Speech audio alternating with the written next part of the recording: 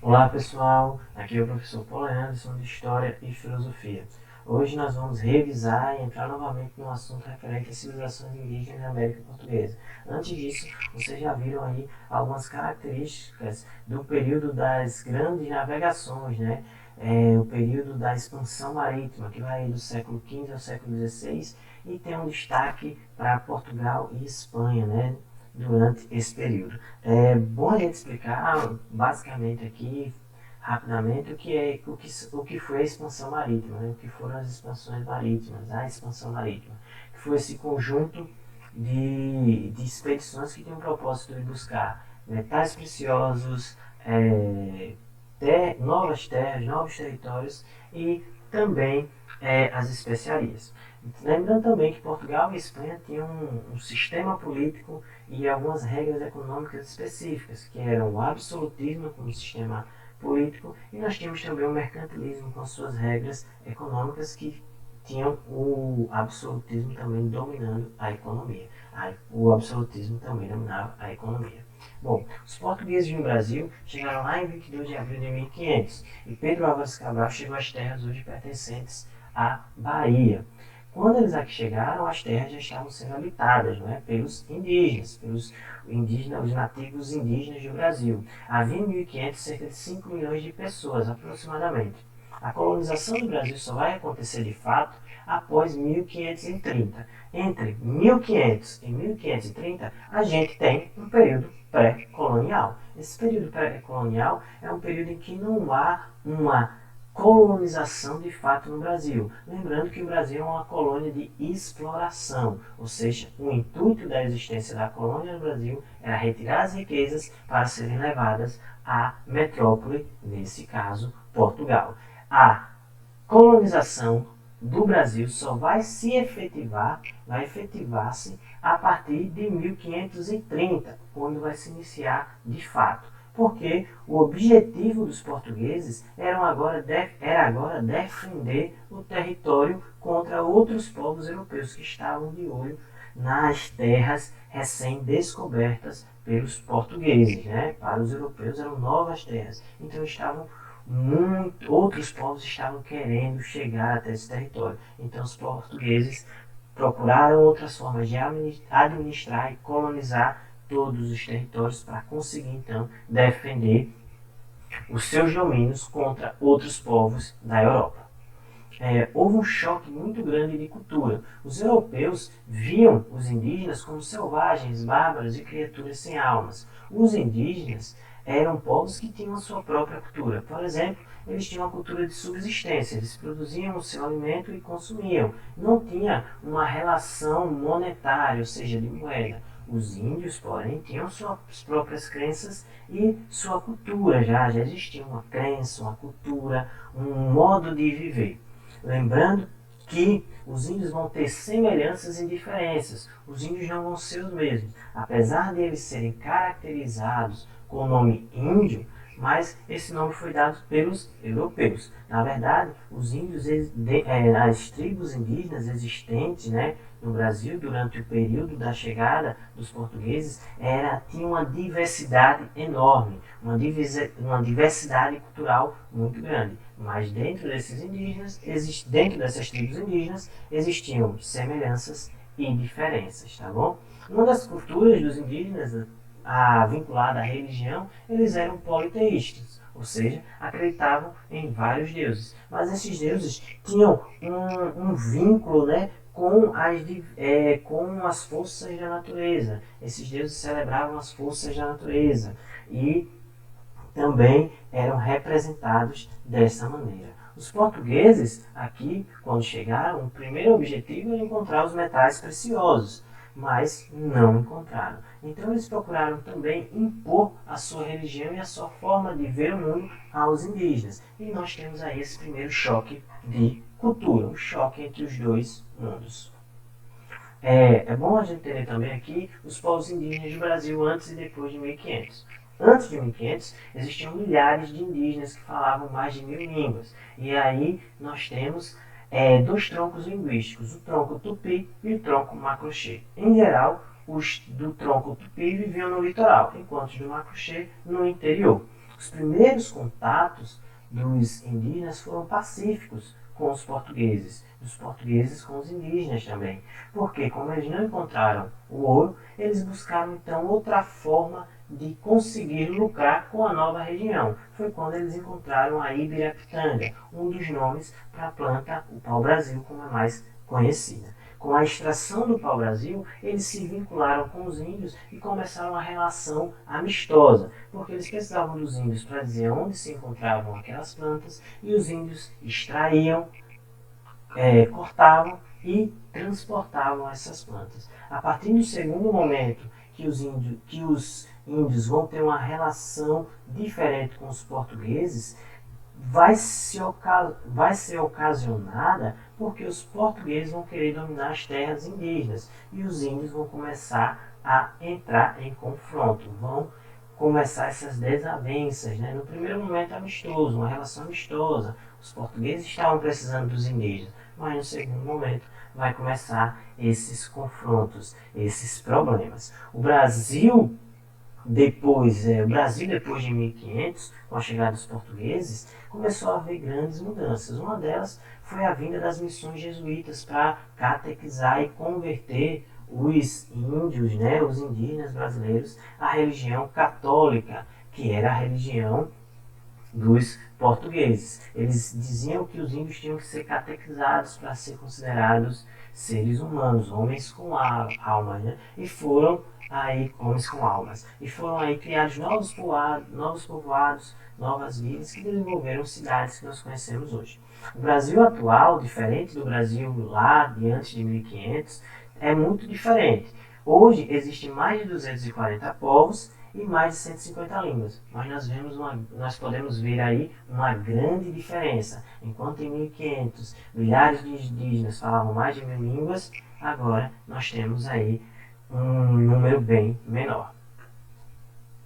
Dentro disso vai existir conflitos, a miscigenação e epidemias. Eu coloquei esses tópicos que vocês podem encontrar no livro de vocês, mas resumindo para que a gente não se perca, ok?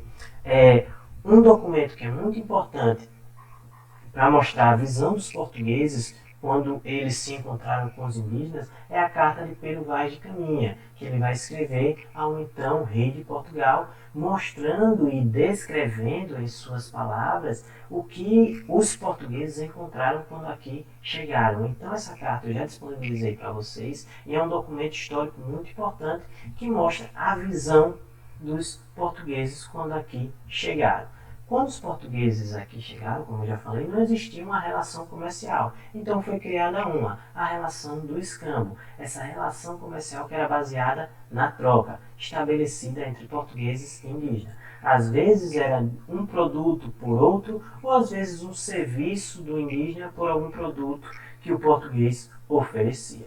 Também nós temos outra característica, que é a guerra justa, que teoricamente, dava legitimidade aos portugueses para o embate com os indígenas, justificando a escravidão.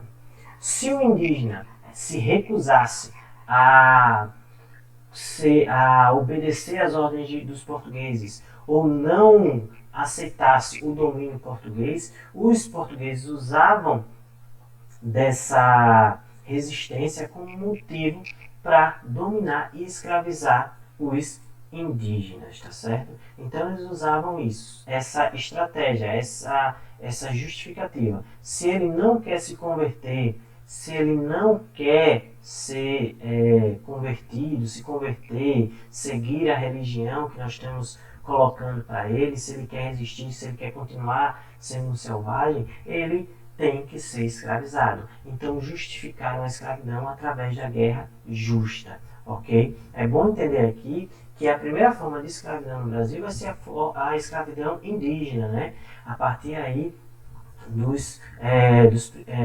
início, após fim do período pré-colonial, os indígenas vão começar a ser escravizados pelos portugueses, tá bom? Outra coisa que os portugueses utilizaram, outra forma que os portugueses utilizaram foram um incentivo às guerras entre tribos rivais, porque eles perceberam que existia ali dentro um conflito interno. Então eles incentivaram guerras com o propósito de enfraquecer os índios, as tribos indígenas, e também conseguir se unir com outras tribos em momentos de aliança contra grupos hostis que não queriam ser submetidos ao domínio português. Então você percebe que é muito interessante esse ponto, porque no Enem já caiu várias questões fazendo essa referência a esses temas. Por exemplo, como foi o processo de colonização e dominação dos portugueses aos povos indígenas, ou dos espanhóis, dos europeus aos povos indígenas, dos espanhóis também lá na América Central. Porque nós podemos perceber aí que os portugueses estavam em um número menor e precisavam usar estratégias para dominar os territórios e enfraquecer as tribos indígenas. Então, uma forma que os portugueses usaram, uma estratégia que eles usaram, é o incentivo à guerra entre tribos rivais. Outra questão também foi a miscigenação. A miscigenação é bom entender que tinha dois pontos aí que é bom deixar bem explicados. O primeiro ponto, que a miscigenação foi utilizada pelos colonos que já estavam vivendo aqui no Brasil, com o propósito de fortalecer os laços com os mais respeitáveis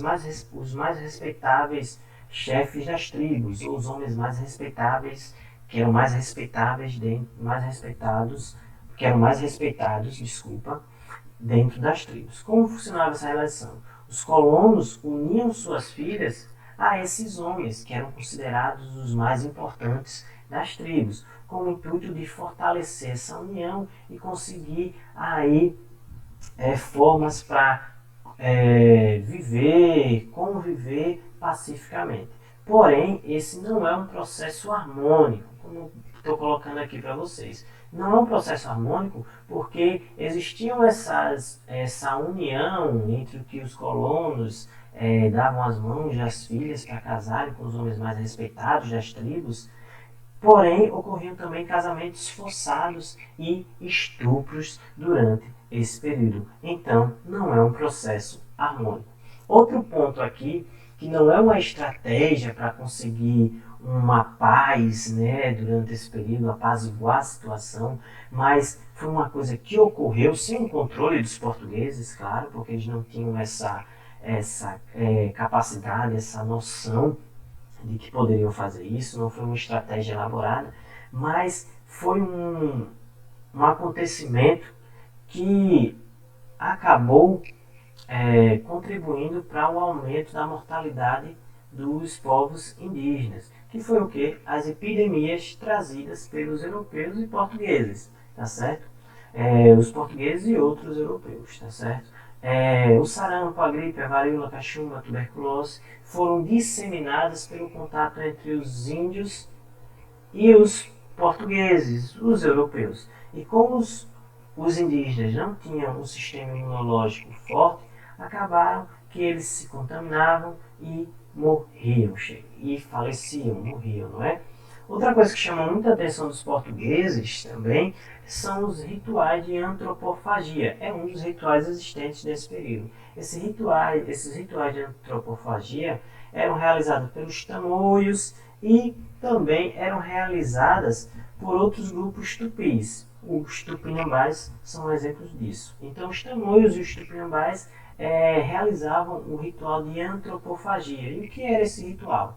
Quando se vencia uma batalha, um combate, aquele guerreiro mais forte que era derrotado, eles comiam a sua carne, ou seja, eles se alimentavam da carne do guerreiro mais forte que tinha sido derrotado. Eles acreditavam que aquela carne ia fortalecer o espírito deles, pois aquele guerreiro era muito poderoso.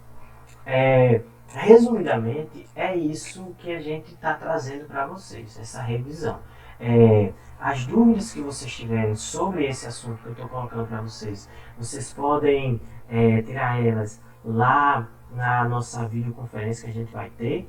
E lembrando também que nós vamos passar atividades nessa vídeo. Eu vou passar também atividades nessa videoconferência. Esse slide eu já disponibilizei para vocês. Posso disponibilizar também essa forma mais resumida, ok? Uma coisa aqui que eu vou passar para vocês que também vai contribuir e vai ajudar nos seus estudos, tanto para entender o assunto como lá para o Enem, tá bom? É esse documentário aqui, Guerras do Brasil. Esse documentário está na Netflix, tá bom? E aí você assiste ao primeiro episódio. O primeiro episódio vai explicar como ocorreu esse contato entre os portugueses e os indígenas, essa relação que ocorreu entre os portugueses e os indígenas aqui do Brasil. E vai explicar um pouco daquilo que eu estou falando para vocês. É muito interessante, você pode assistir com a família, que vai explicar muita coisa sobre